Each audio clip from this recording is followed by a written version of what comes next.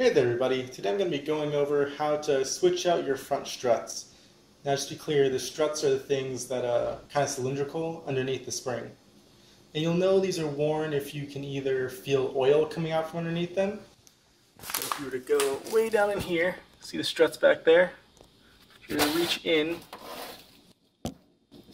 underneath the spring and feel oil appear, that's one way you can tell that they're worn. Or if the ride just feels really bumpy or creaky. Alright, so now you know when to replace your struts. Let's go over the tools you'll need. Okay, so the tools you will need actually isn't the biggest list. You're going to want a socket set with a ratchet. Specifically, the ones you'll want are 10 millimeters, 12 millimeters, 19 millimeters, and 21 millimeters. You'll also need whatever socket fits your spring compressors. WD-40 makes this much easier, as well as this long extension bar for your ratchet.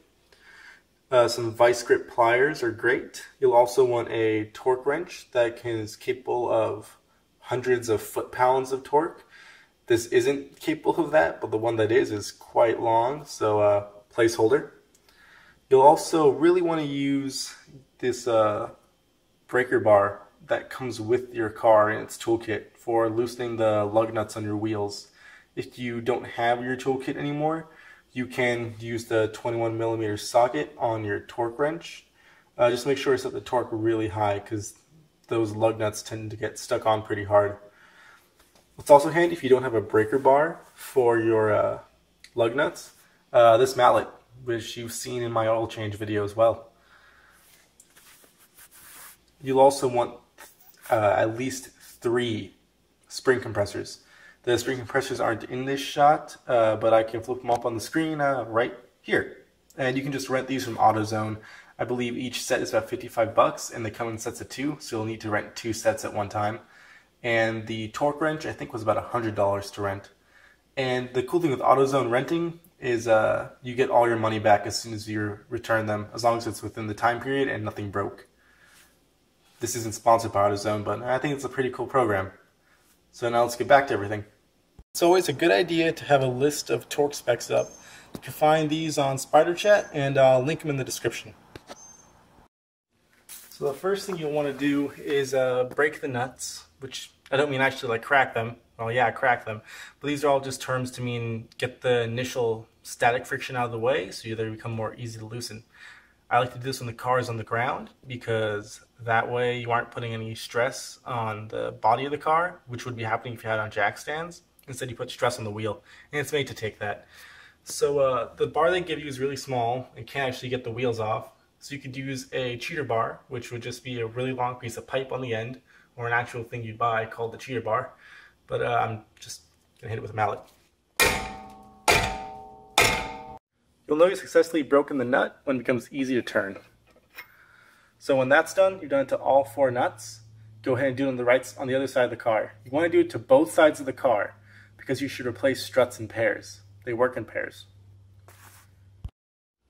Next, to get the car up on jack stands. I have a video on how to do this separately, so go check that out if you don't know. I'm going to leave the actual jack under there just for some extra support. Now that the car's up in the air, just loosen these the rest of the way.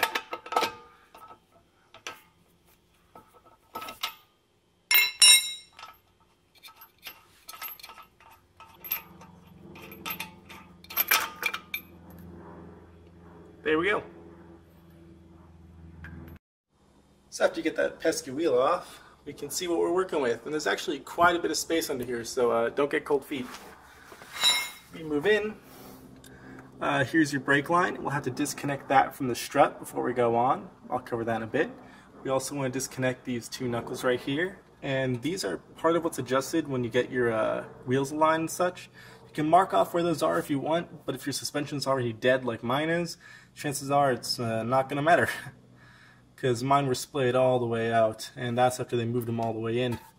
So I'll just leave those alone, put them back wherever, and always get your wheels aligned right after you do anything at all to your suspension. You don't want to be running on unaligned wheels. So let's go over how to safely remove this guy here, what we're after. Also, you can see here that my boot was totally torn off bumper's still up there though. And it's to focus. No, pull out. And as you can see, a little bit of yellowing right here. And even though I can't feel any oil, it's probably because it's all come out. That's it right there. Finally focused. Alright, so let's talk about these things now. Okay, so back down here, the first thing we're going to do is disconnect these lines right here.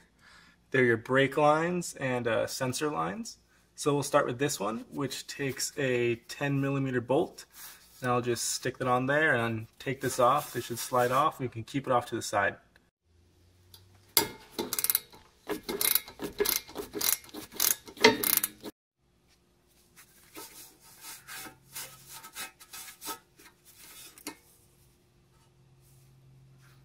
Put that away where you'll remember where to find it. And there we go. Ideally you'd cable tie this off somewhere, like maybe to there. Got a little hole in there, just to keep it out of the way. But it's okay right now. Now on to this guy. Looking back here, we have our brake line, which has a nut on the bottom. And this is a 12mm nut. So I'll just stick that under there. With difficulty. Just loosening that, which will get rid of this little clip holding in the brake line, and then we can get that out of the way too. Okay, so once you get that bolt out, just pull this loose, keep it off to the side. That's your brake line, and while you're at it, you might as well check it, inspect it for bulging. Looks like I got a little bit down here, but it's not bad. Alright, now let's move on to the hard part.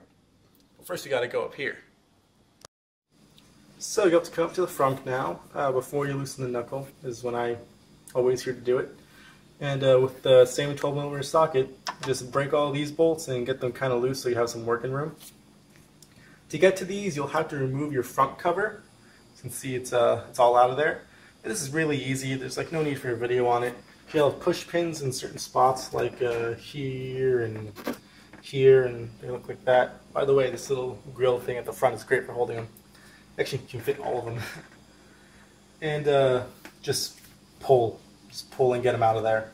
So if you have only the OEM ones, they'll have a little button in the middle to get a small screwdriver. Press that button in all the way, and then they'll just come out. But most people use aftermarket ones that can just be reused and pulled out, and they don't break as often. I'll have that box of them linked in the description. You can just get them on Amazon. It's like $5. Alright, so let's just loosen these guys. I suspect have a lot of problems.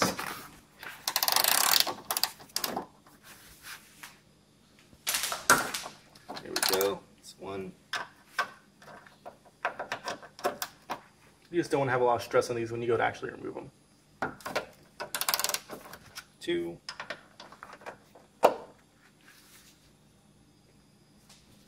Three.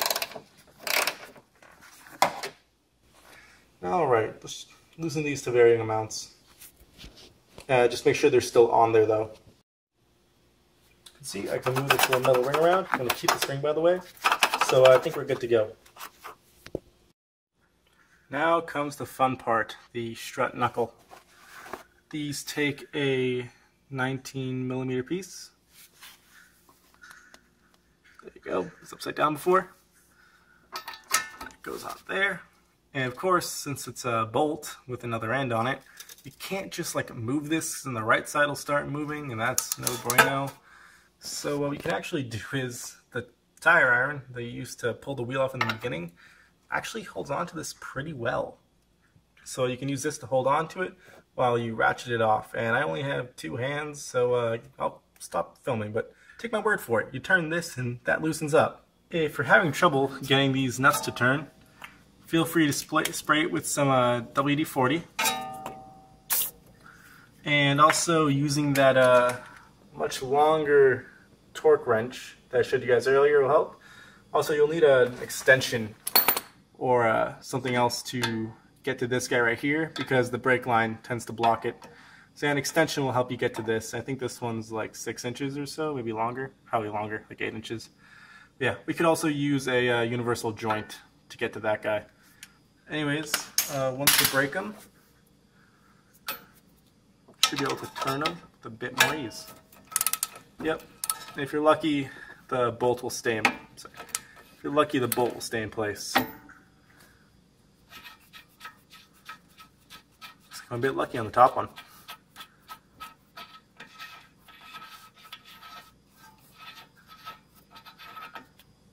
Yep, just remove both, top and bottom. And then we'll get to the next part. So now that we got both those bolts out, you should just be able to pull them out with ease. This whole car is pretty light, so no need to jack this piece up like you would on bigger cars. This whole thing is loose. Pull this guy out.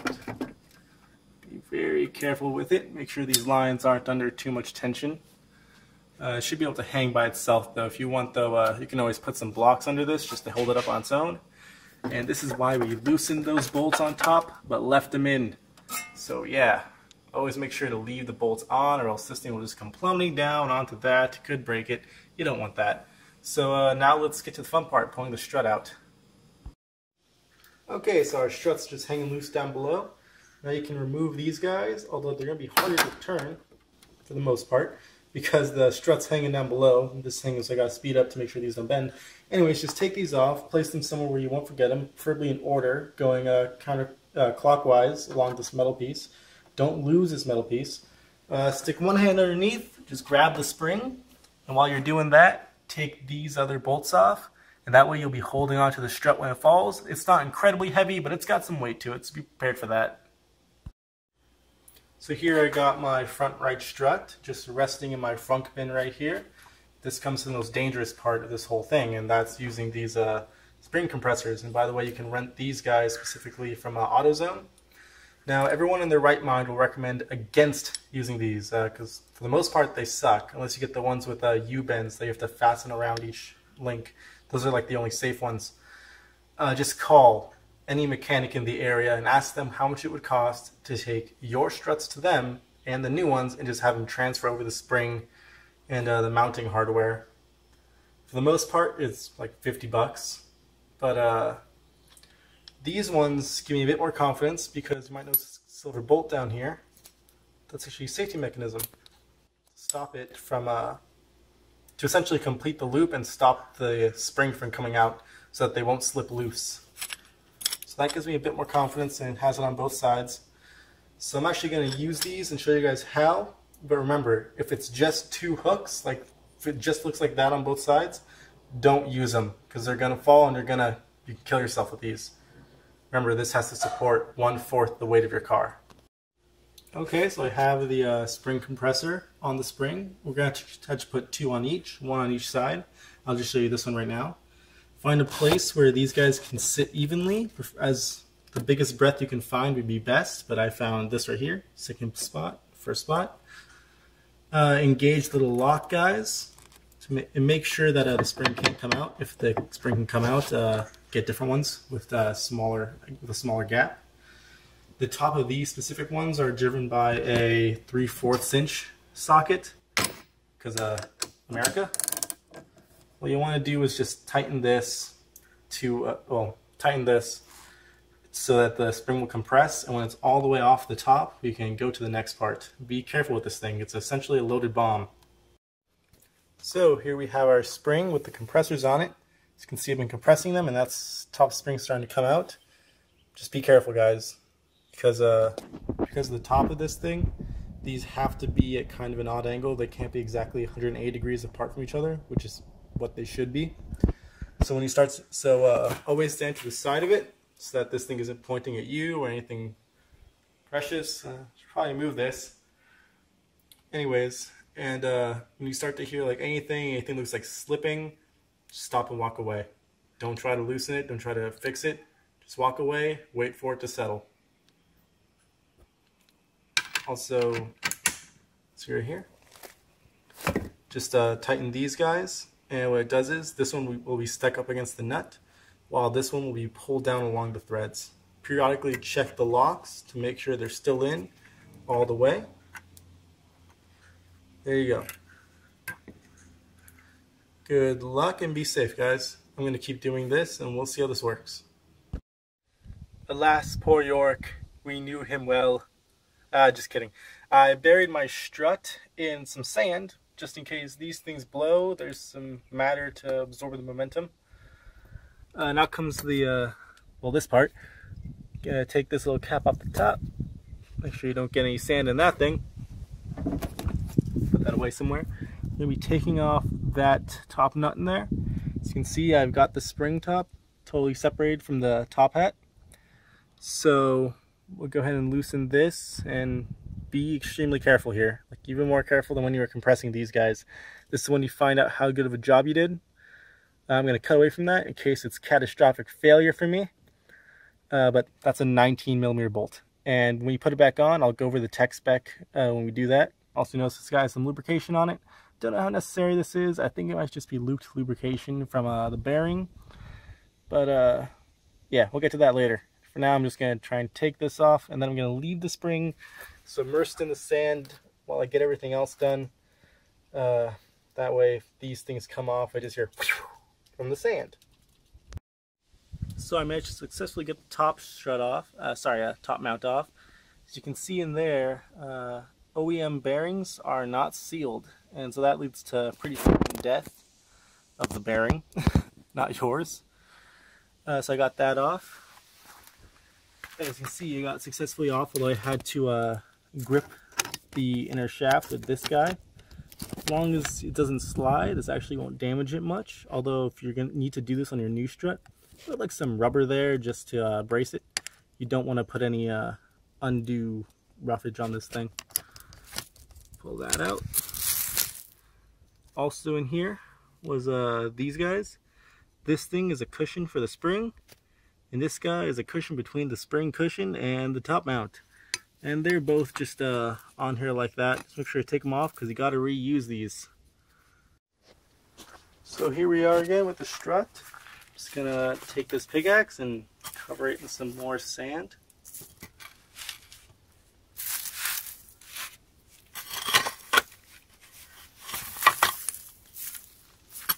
Just really get that thing buried. And now I'm just going to try and remove the strut from the bottom.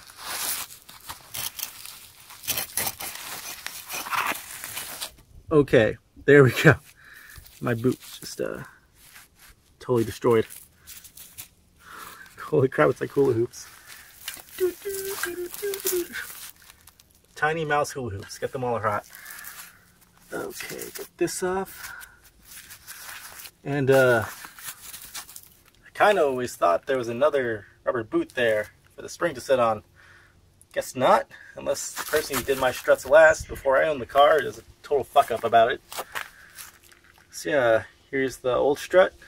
This thing is probably dead.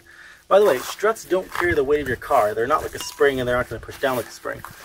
They have a disc inside the strut with little perforations in it, just big enough for some oil to pass through, but not a lot and not very fast.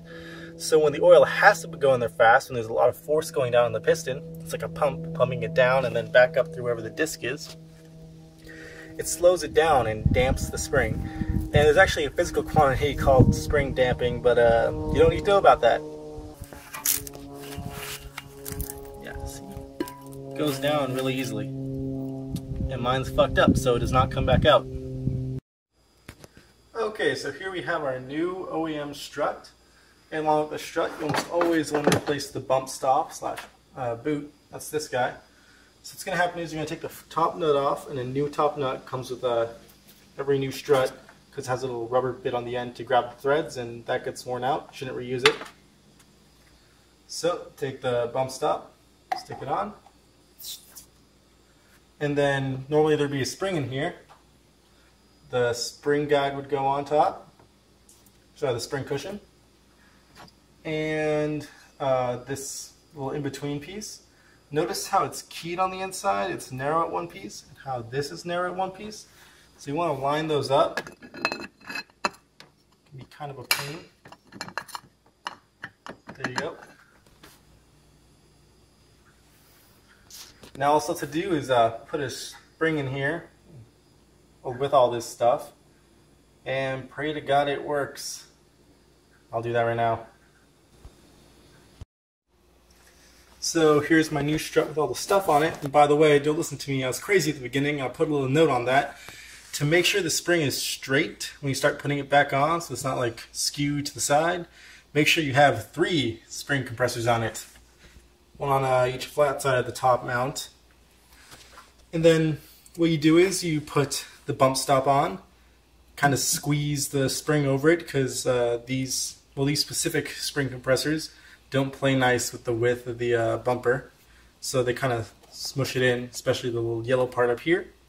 And then slowly release all 3 of these, just circulate around. And by the way, I've done this all with hand tools, so you don't need like air tools or anything to do this, to like screw these up and out and everything. So just with whatever tool you got, just start unwinding this.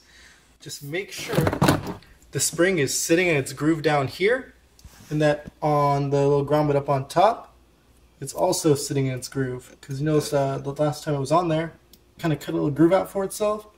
Make sure it's still sitting in that. And then just as you go, unwinding it, make sure it's all good. Just don't go all the way yet, because you also have to torque this nut down to 38 foot-pounds. So just stop by AutoZone again and rent out a foot-pound torque wrench. Once that's all torqued down, and by the way, if you notice your center column is spinning while you do that, just grab some vice pliers. Actually, we'll get a pair right now. Just grab some of these, and just grab your pliers and hold on to this guy, just like anywhere up here. Hold on to this, not the shaft on your new strut. Hold on to this top guy. And then as you torque it, don't let this move. And as long as this is sitting in the groove on the strut, it shouldn't turn with it. So I'll start unwinding this and sending it in. After that, you just gotta do the reverse to put your new strut back in. So now it comes putting your new strut in. What you're gonna do is come down between your brake line and your ABS sensor, then go up from the top. Make sure to line up these 3 holes like they were before. Then put on a couple of the bolts just to hold it in. You want to come back down. While holding the strut, move this bit, whatever it's called, wheel hub assembly. I'll just call it that right now. Probably isn't called that though. And if this would like a focus, put these knuckles back into place and then stick the top bolt through and thread the nut on a bit. And that's just to hold everything secure. Also make sure your bump stop is all the way up at the top. So that's how that's done. Now you just got to put everything back. That includes the sensor line. Screw that in right there. Put this guy back into there. And the bottom knuckle goes through that hole. I'll have to do some adjusting to get it to fit properly. And like I said, always get this stuff aligned when you're done. Because this is actually how the alignment, where one of the alignment spots is adjusting, fine adjustment on these 2 screws. By the way, the torque setting for these top nuts is 29 foot-pounds each. Torque wrench on there.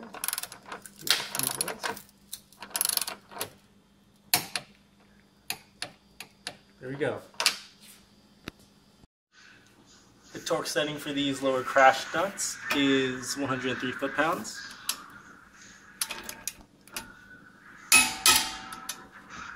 There we go. So that's all there is to that. Then repeat on the right side. Hope you guys found this video helpful. And I gotta change my mind a bit on the spring compressors. As long as you have ones that can make sure the spring can't get out from the claw, I guess you call it that, whatever grips the spring, they're actually pretty easy to use. I mean, like I did everything with hand tools, like I said. So you don't need power tools to do this by a long shot. I hope this video helped. Last thing to do is just get these nuts back in, put the wheel back on, and get in alignment. I guess I'll see you guys next time.